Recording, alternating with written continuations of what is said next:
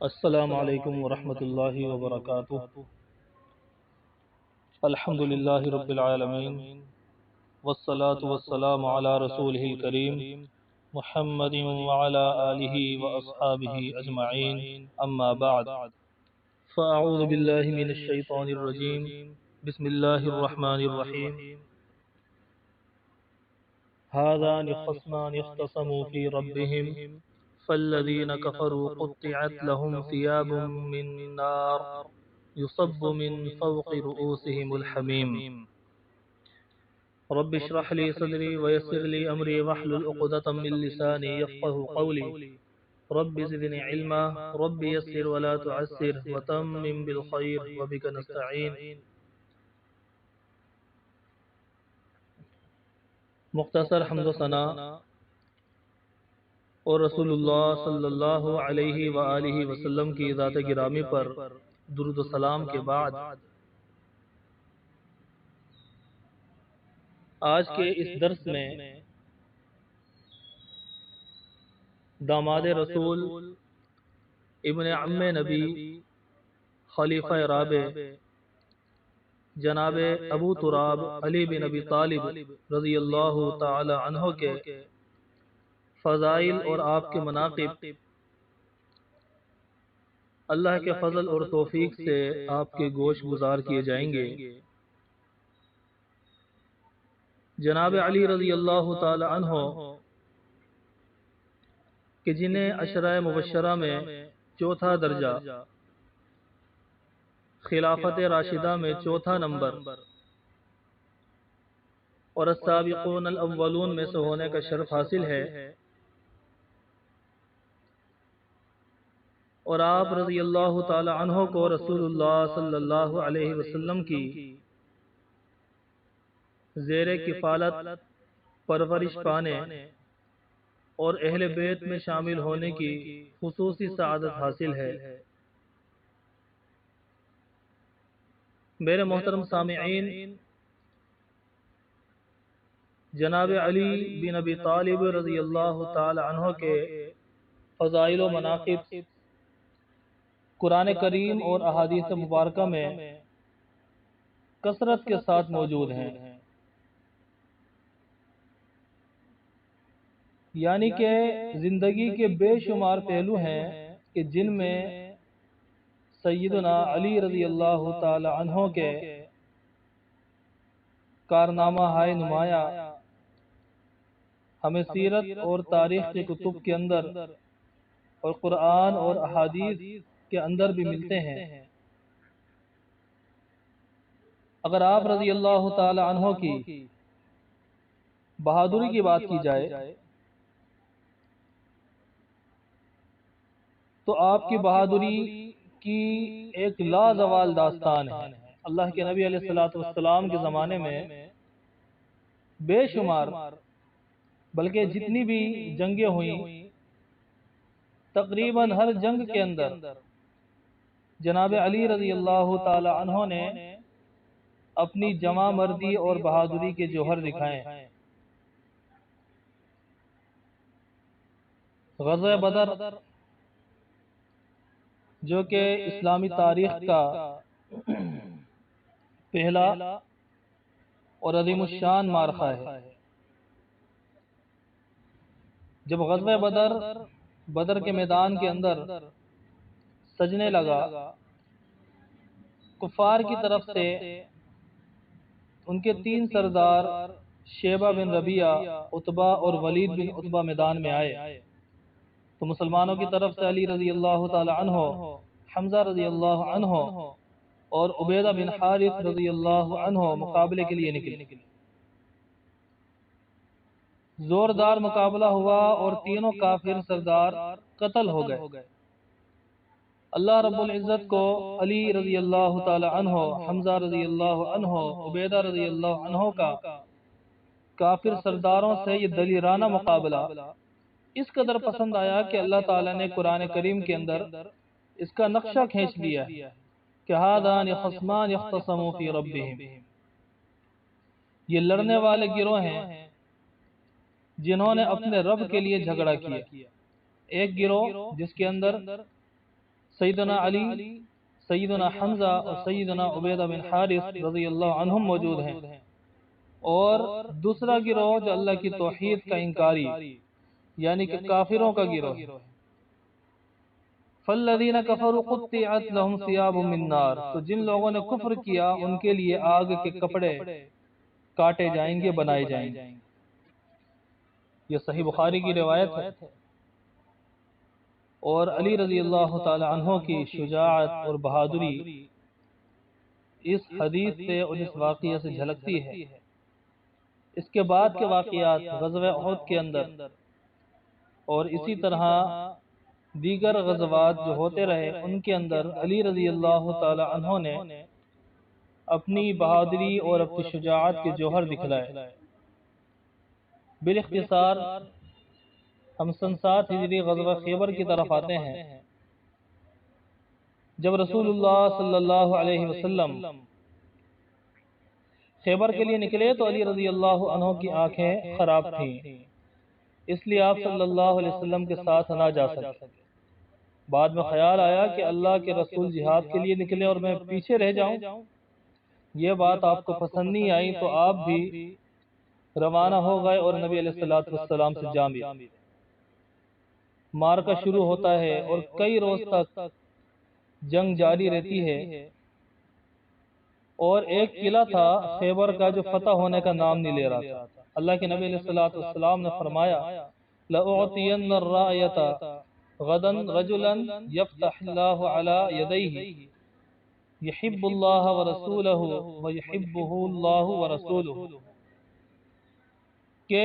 کل کو میں جنگ کا علم ایک ایسے شخص کے ہاتھ میں تھماؤں گا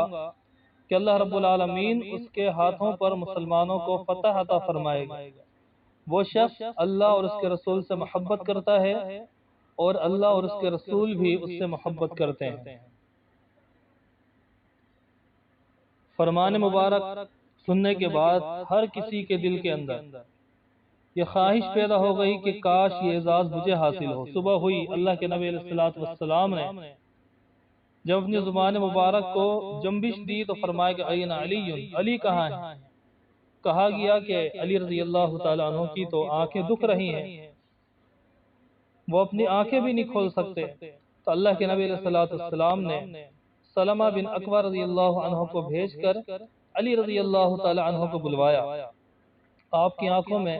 اپنا لعاب مبارک ڈالا، صحت کی دعا دی۔ علی رضی اللہ تعالی عنہ کی آنکھیں ایسی ٹھیک ہو گئیں کہ گویا آنکھوں میں کوئی تکلیف ہی نہیں تھی۔ تو آپ علیہ السلام نے انہیں جہادی پرچم دیا اور نصیحت فرمائی، جو اللہ کے نبی علیہ السلام اپنے سپہ سالاروں کو نصیحت فرمایا کرتے تھے۔ پھر واضح نصیحت کے بعد علی رضی اللہ تعالی عنہ خیبر کے یہودیوں کو نصیحت کرتے ہیں، لیکن وہ نصیحت قبول کرنے سے انکار کر دیتے ہیں، اور یہودیوں کا مشہور سپہ سالار اور جنگجو جو بہادری کے اندر اپنے آپ کو ایک بہت بڑا سمجھتا تھا اور مشہور بھی تھا، مرحب جس کا نام ہے، وہ میدان میں آتا ہے اور یہ اشعار پڑھتا ہے قد علمت خیبر انی مرحب شاک السلاح بطل مجرب اذن الحروب اقبلت تلہب۔ اس نے اشعار پڑھے، کہا کہ خیبر جانتا ہے کہ میں مرحب ہوں، کب جب لڑائی کی آگ بھڑکتی ہے تو میں ہتھیار بند، بہادر اور جنگ آزمودہ ثابت ہوتا ہوں۔ جناب علی رضی اللہ تعالی عنہ اس کی شان و شوکت اور اس کا یہ کبر دیکھ کر ذرا بھی مرعوب نہ ہوئے، بلکہ اس کے مقابلے میں میدان میں نکلے اور یہ اشعار پڑھے انا الذی سمتنی امی حیدرہ کلیت غابات کریہ المنظرہ اوفیہم بالصاع کیل السندرہ، کہ میں وہ ہوں کہ جس کی ماں نے اس کا نام حیدر رکھا، حیدر جنگل کے شیر کو کہا جاتا ہے، کلیت غابات کریہ المنظرہ، جنگلوں کے شیر کی طرح جس کو دیکھ کر خوف آتا ہو، اوفیہم بالصاع کیل السندرہ، میں دشمن کے ہلکے وار کے مقابلے میں بڑا جواب دیتا ہوں۔ علی رضی اللہ تعالی عنہ یہ اشعار پڑھتے ہیں، مقابلہ شروع ہوتا ہے اور ایک ہی ضرب کے اندر مرحب کو جہنم رسید کر دیتے ہیں۔ پھر اللہ رب العالمین جناب علی رضی اللہ تعالی عنہ کے ہاتھ پر خیبر کو فتح فرما دیتا ہے۔ تو میرے بھائیوں، جنگ احزاب کے اندر اور دیگر غزوات کے اندر جناب علی رضی اللہ تعالی عنہ کے بے شمار واقعات ہیں، اور یہ الگ سے ایک موضوع ہے جسے شجاعت علی کے نام سے آپ موسوم کر سکتے ہیں۔ بہرحال آپ رضی اللہ تعالی عنہ کے مزید فضائل اور مناقب کیا ہیں؟ صحیح مسلم کے اندر جناب زر بن حبیش رضی اللہ تعالی عنہ بیان کرتے ہیں کہ اللہ کے رسول صلی اللہ علیہ وسلم نے فرمایا، بلکہ علی رضی اللہ تعالی عنہ نے فرمایا کہ والذی خلق الحبۃ وبرأ النسمۃ انہ لعہد النبی الامی الی انہ لا يحبنی الا مؤمن ولا یبغضنی الا منافق۔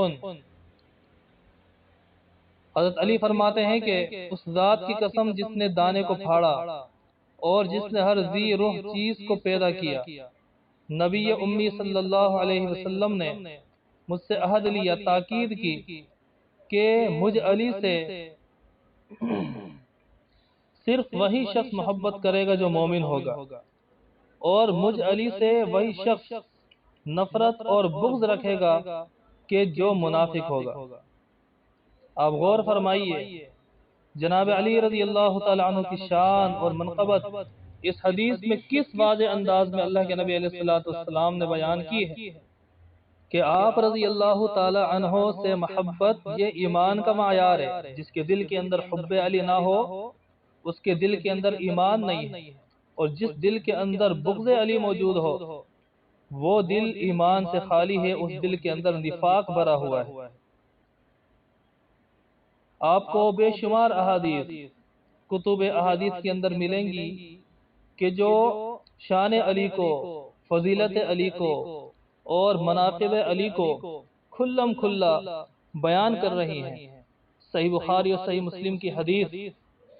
کہ جب اللہ کے نبی علیہ السلام غزوہ تبوک کے لیے نکلے اور آپ نے مدینہ کے اوپر جناب علی بن ابی طالب رضی اللہ تعالی عنہ کو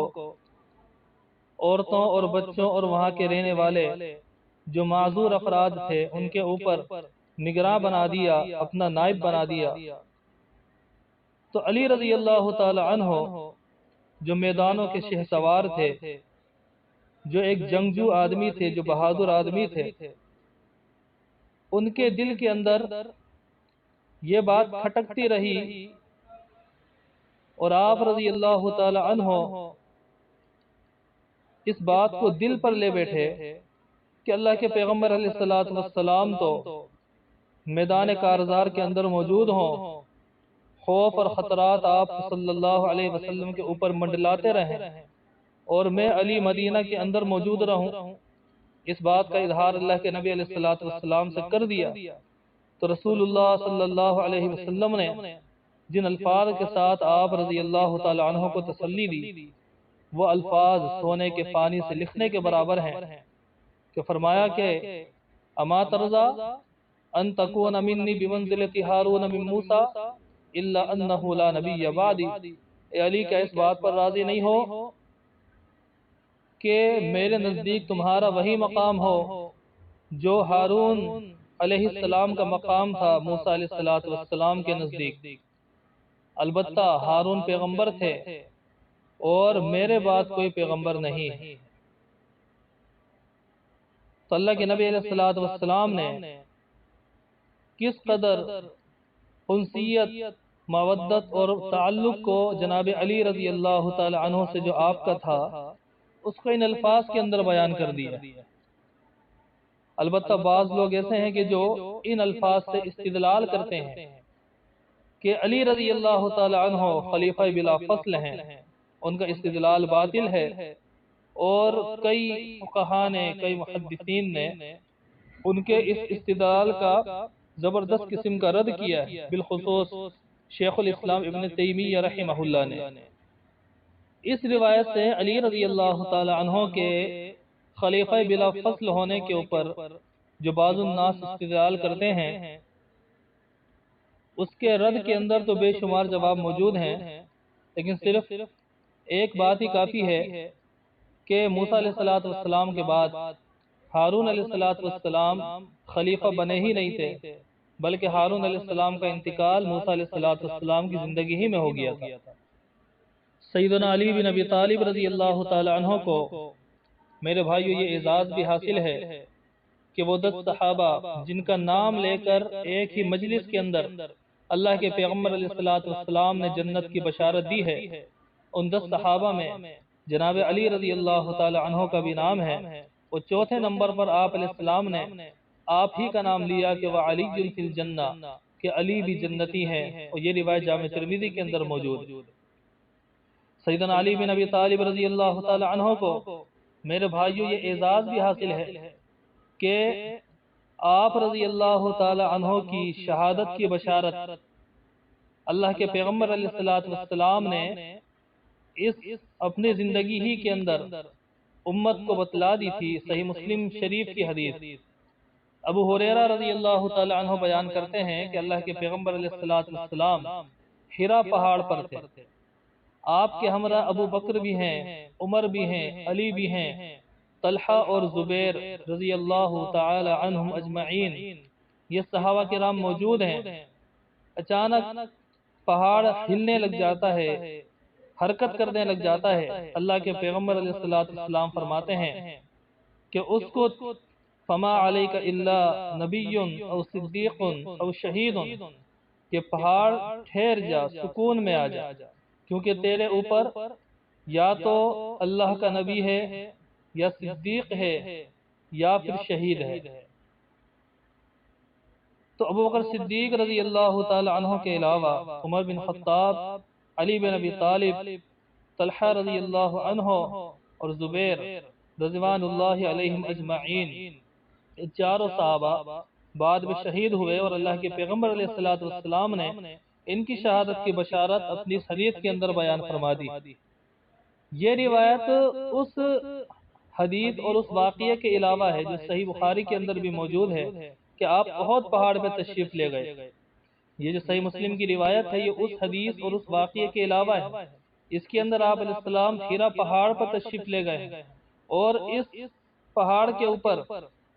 عثمان رضی اللہ تعالی عنہ کی موجودگی کا ذکر نہیں ملتا، بلکہ علی، طلحہ اور زبیر رضوان اللہ علیہ مجمعین کا تذکرہ اس روایت کے اندر موجود ہے۔ تو اللہ کے پیغمبر علیہ السلام نے سیدنا علی رضی اللہ تعالی عنہ کی شہادت کی بشارت اپنی زندگی ہی کے اندر عطا فرما دی، تو آپ رضی اللہ تعالی عنہ کے شہید ہونے کے اندر کوئی شک و شبہ باقی نہ رہا۔ میرے بھائیوں، آپ غور فرمائیں کہ اللہ کے پیغمبر جناب محمد رسول اللہ صلی اللہ علیہ وسلم کے ساتھ جناب علی رضی اللہ تعالی عنہ کا تعلق کیا تھا، کس قدر گہری محبت تھی اور کتنا گہرا تعلق و رشتہ تھا، وہ آپ صحیح بخاری اور صحیح مسلم کی اس حدیث سے اندازہ لگا سکتے ہیں کہ امام الانبیاء جناب محمد رسول اللہ صلی اللہ علیہ وسلم نے فرمایا، اور علی رضی اللہ تعالی عنہ سے مخاطب ہوتے ہوئے فرمایا کہ انت منی و انا منکا، اے علی تو مجھ سے ہے اور میں تجھ سے ہوں۔ یہ ارشاد گرامی اللہ کے پیغمبر علیہ السلام کی حضرت علی رضی اللہ تعالی عنہ سے گہری محبت، گہرے تعلق اور دل انسیت کو کس قدر واشگاب انداز کے اندر بیان کر رہا ہے، اور یہ جملے اللہ کے پیغمبر علیہ السلام نے اور بھی صحابہ کرام کو کہے ہیں۔ تو بہرحال اللہ کے پیغمبر علیہ السلام کا یہ فرمان علی رضی اللہ تعالی عنہ سے محبت اور مودت کی بڑی عظیم الشان دلیل ہے۔ محترم سامعین کرام، سیدنا علی بن ابی طالب رضی اللہ تعالی عنہ یہ کون ہیں؟ یہ وہ ہستی ہیں کہ جن کا رسول اللہ صلی اللہ علیہ وسلم پر اور آپ کی زبان مبارک سے نکلے ہوئے الفاظ کے اوپر بڑا مضبوط اور راسخ ایمان تھا۔ آپ کو یقین تھا کہ جو الفاظ نبی علیہ الصلوۃ والسلام کی زبان مبارک سے نکل گئے ان الفاظ کے اندر کسی قسم کا شک اور کسی قسم کا شبہ موجود نہیں۔ دو واقعی اختصار کے ساتھ آپ کے سامنے رکھتا ہوں۔ پہلا واقعہ، جب فتح مکہ کے قریب حاطب بن ابی بلتعہ رضی اللہ تعالی عنہ نے کفار مکہ کی طرف خط لکھا تھا اور اس میں ان کو اطلاع دینے کی کوشش کی تھی کہ اللہ کے پیغمبر علیہ الصلوۃ والسلام مکہ کو فتح کرنے کی تیاری کر رہے ہیں۔ اللہ تعالیٰ نے اپنے پیغمبر کو وحی کے ذریعے بتلا دیا کہ ایک عورت خط لے کر مکہ کی طرف جا رہی ہے اور وہ روضہ خاک مقام کے اوپر موجود ہے اور اسی راستے پر چل رہی ہے۔ اللہ کے پیغمبر علیہ السلام نے اس عورت سے خط وصول کرنے کے لیے علی رضی اللہ تعالی عنہ اور ایک اور صحابی کو روانہ کیا۔ انہوں نے روضہ خاک نامی جگہ میں اس عورت کو پکڑ لیا اور اس سے کہا کہ تیرے پاس جو خط ہے وہ ہمارے حوالے کر دے۔ عورت نے صاف انکار کر دیا۔ علی رضی اللہ تعالی عنہ کو اللہ کے پیغمبر علیہ السلام کی بات پر اس قدر یقین تھا کہ عورت کی بات پر ذرا بھی لچک نہیں دکھلائی اور اسے ڈرا دھمکا کر اس سے خط وصول کر لیا اور نبی علیہ السلام کی خدمت میں لا کر وہ خط پیش کر دیا۔ یہ روایت صحیح بخاری کے اندر موجود۔ اسی طرح اللہ کے پیغمبر علیہ السلام کی پیشن گوئی تھی کہ امت کے باہمی اختلاف کے دنوں میں ایک گروہ نکلے گا، خارجی گروہ، اور آپ علیہ السلام نے ان کی نشانیاں بیان کرتے ہوئے فرمایا کہ ان میں ایک شخص ہوگا، اس کا ایک بازو ہوگا جس میں کلائی نہیں ہوگی، بازو کا جو سرا ہوگا وہ عورت کے سینے کی مانند ہوگا۔ علی رضی اللہ تعالیٰ عنہ کے دور کے اندر یہ گروہ نکلا۔ جناب علی رضی اللہ تعالیٰ عنہ کو یہ سعادت حاصل ہوئی کہ انہوں نے اس گروہ کے خلاف جنگ کی، ان کا قلع قمع کیا، لاشوں کا ڈھیر لگ گیا۔ علی رضی اللہ تعالیٰ عنہ نے فرمایا کہ وہ بندہ ڈھونڈو جس کے بارے میں اللہ کے پیغمبر علیہ السلام کی پیشن گوئی ہے۔ تلاش کیا گیا، نہ ملا۔ آپ نے فرمایا کہ نہ میں نے جھوٹ کہا نہ مجھ سے جھوٹ کہا گیا، لہذا پھر تلاش کرو۔ دوبارہ تلاش کیا گیا، بندہ نہیں ملا۔ تیسری بار علی رضی اللہ تعالیٰ عنہ خود نکلے، ایک جگہ کھڑے ہو کر فرمایا جہاں لاشوں کا ڈھیر رکھا ہوا تھا، یہ لاشیں اوپر سے اٹھاؤ۔ لاشیں اٹھائی گئیں، لاشوں کے نیچے سے وہ بندہ نکلا۔ علی رضی اللہ تعالی عنہ نے دیکھا ساری نشانیاں پوری ہیں۔ آپ رضی اللہ تعالی عنہ نے خوشی کے مارے اللہ اکبر کہا اور پھر فرمایا کہ صدق اللہ و صدق رسولہ، کہ اللہ نے بھی سچ فرمایا اور اللہ کے رسول صلی اللہ علیہ وسلم نے بھی سچ فرمایا۔ یعنی کہ اس قدر پختہ یقین تھا رسول اللہ صلی اللہ علیہ وسلم کی زبان مبارک سے نکلے ہوئے الفاظ کی سچائی کا کہ بندے روانہ کیے، پہلی بار وہ بندہ نہیں ملا، دوسری بار بھیجا گیا وہ بندہ نہیں ملا۔ یقین تھا کہ اللہ کے پیغمبر علیہ السلام کی جو بات ہے وہ غلط نہیں ہو سکتی۔ خود نکلے اور بالآخر لاشوں کے ڈھیر کے نیچے سے وہ خارجی شخص جس کی نشانی اللہ کے پیغمبر علیہ السلام نے بیان کی تھی وہ نکل آتا ہے۔ تو ان واقعات سے ہمیں یہ پتہ چلتا ہے کہ جناب علی رضی اللہ تعالی عنہ وہ ہستی ہیں کہ جن کا اللہ کے پیغمبر علیہ السلام کے اوپر ایمان اتنا مضبوط ہے کہ آنکھیں جھوٹ بول سکتی ہیں اور مشاہدہ اور تجربات جھوٹ بول سکتے ہیں، لیکن اللہ کے پیغمبر علیہ السلام کی زبان مبارک سے نکلے ہوئے الفاظ وہ کبھی بھی غلط اور جھوٹے ثابت نہیں ہو سکتے۔ یہ واقعہ بھی صحیح مسلم کے اندر امام مسلم رحمہ اللہ نے بیان کیا ہے۔ اسی طرح جناب علی رضی اللہ تعالی عنہ کے اندر حیا، شرم و حیا کی جو صفت ہے وہ بھی بدرجہ اتم موجود تھی۔ کتب احادیث کے اندر یہ واقعہ موجود ہے کہ جب آپ رضی اللہ تعالی عنہ نے اللہ کے پیغمبر علیہ الصلوۃ والسلام سے وہ مذی والا مسئلہ معلوم کرنا تھا تو آپ رضی اللہ تعالی عنہ نے شرم اور حیا کی وجہ سے خود معلوم نہ کیا بلکہ مقداد بن اسود رضی اللہ تعالی عنہ کو بھیجا اور اللہ کے پیغمبر علیہ الصلوۃ والسلام سے وہ مسئلہ معلوم کیا، کیونکہ آپ صلی اللہ علیہ وسلم کی لخت جگر سیدۃ نساء اہل الجنہ فاطمہ رضی اللہ تعالی عنہ علی رضی اللہ تعالی عنہ کے عقد نکاح کے اندر موجود تھی، تو اس شرم اور حیا کی وجہ سے خود اللہ کے پیغمبر علیہ الصلوۃ والسلام سے اس مسئلے کو نہیں پوچھا بلکہ کسی کے ذریعے یہ مسئلہ معلوم کروایا، اور یہ روایت تو تقریباً تمام کتب احادیث کے اندر موجود ہے۔ علی رضی اللہ تعالی عنہ کی ایک صفت یہ بھی ہے کہ جہاں آپ خلیفہ رابع ہیں، عشرہ مبشرہ میں داخل ہیں، اور اسلامی سپہ سالاروں کے اندر اور جنگی تاریخ کے اندر بڑے بڑے کارنامے آپ رضی اللہ تعالیٰ عنہ نے انجام دیے ہیں، وہیں پر یہ صفت بھی آپ کے اندر موجود ہے کہ آپ اتنے ہی عاجز اور اتنے ہی کسر نفسی کرنے والے ہیں۔ جب آپ کے بیٹے محمد بن حنفیہ رحمہ اللہ نے آپ رضی اللہ تعالیٰ عنہ سے سوال کیا کہ رسول اللہ صلی اللہ علیہ وسلم کے بعد امت میں سب سے افضل کون ہے؟ علی رضی اللہ تعالیٰ عنہ فرماتے ہیں کہ ابو بکر صدیق رضی اللہ تعالیٰ عنہ۔ بیٹے نے دوسرا سوال کیا کہ صدیق اکبر کے بعد امت میں سب سے افضل کون ہے؟ تو علی رضی اللہ تعالیٰ عنہ فرماتے ہیں کہ عمر بن خطاب رضی اللہ تعالیٰ عنہ۔ پھر بیٹے نے سوال کیا کہ عمر بن خطاب کے بعد تو آپ امت میں سب سے افضل ہیں، تو علی رضی اللہ تعالی عنہ نے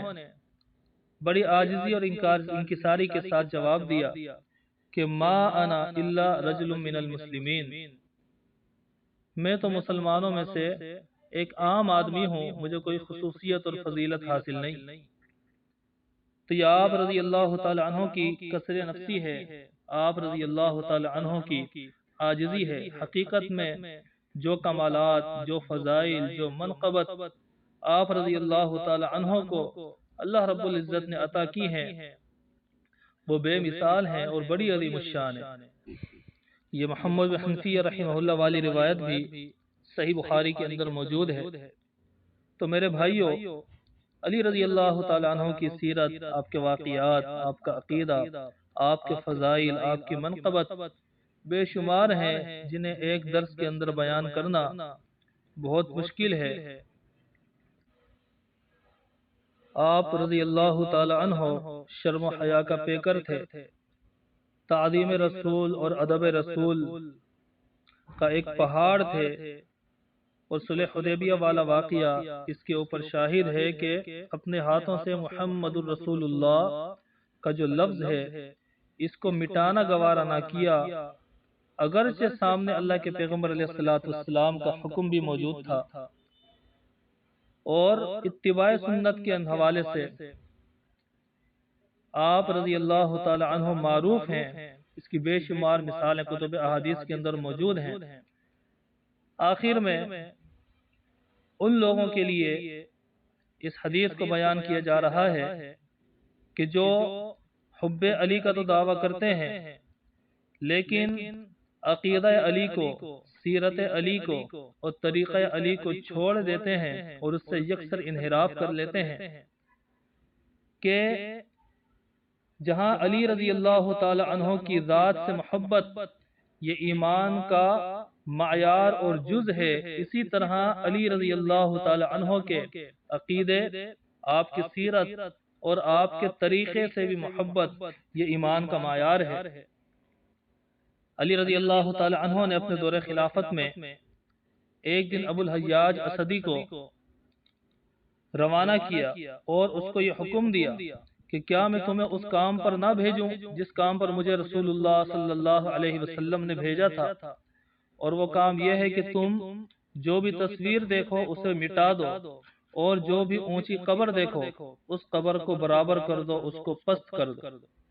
یہ روایت صحیح مسلم کے اندر موجود ہے۔ تو علی کا عقیدہ یہ ہے کہ قبروں کو پختہ نہ کیا جائے، قبروں کو اونچا نہ کیا جائے، اس پر مزارات نہ بنائے جائیں۔ اور آج حب علی کا دعویٰ کرنے والے حضرت علی رضی اللہ تعالی عنہ کے عقیدے کی دھجیاں بکھیرتے نظر آتے ہیں۔ تو میرے بھائیوں، یہی پیغام ہے کہ جہاں علی رضی اللہ تعالی عنہ کے فضائل ہیں، مناقب ہیں، اور ان کو ماننا اور تسلیم کرنا یہ ایمان کا حصہ ہے، وہیں علی رضی اللہ تعالی عنہ کے